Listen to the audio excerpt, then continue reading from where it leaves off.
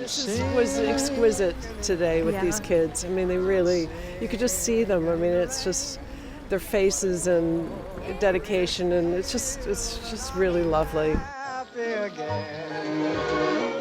I'm laughing at you. The widow of Jean Kelly has been in Liverpool as part of her role as patron of the ADHD Foundation. Patricia was lucky enough to be treated to a performance by some local school children. Well, it's obviously very moving for me, and I think it's just, as I said to them, I said the whole point of it was to bring joy, and you could just see it. I mean, they were all just filled with it. And when I asked the one girl, I said, what was your favorite part of all this? She said all of it. And so I think that's great. I mean, 67 years later, Gene is still, he's evergreen. I mean, this is really something that I think will just keep going on, and young people get it. Young people absorb it. Obviously, we know the Umbrella Project here in Liverpool. Obviously, ADHD Foundation is based here. Had this fabulous collaboration with the widow of Jean Kelly, who's become a patron, hasn't she?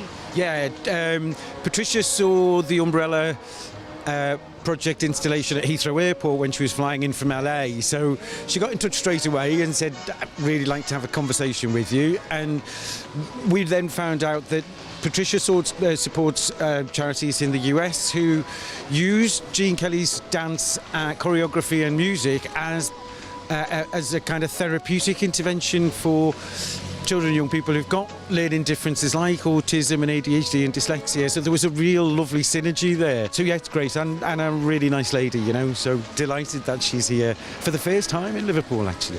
Oh, can you believe it, the first time in Liverpool? Lucky thing.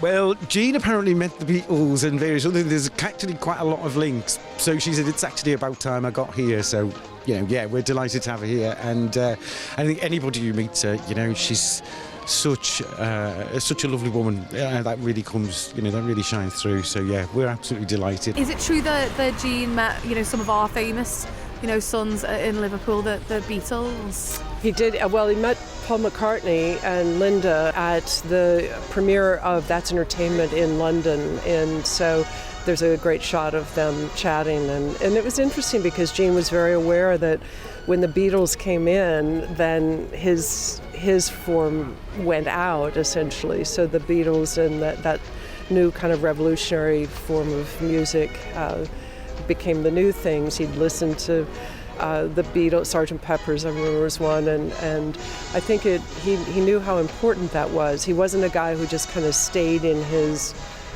old sensibility. He wanted to know what young people were listening to and doing.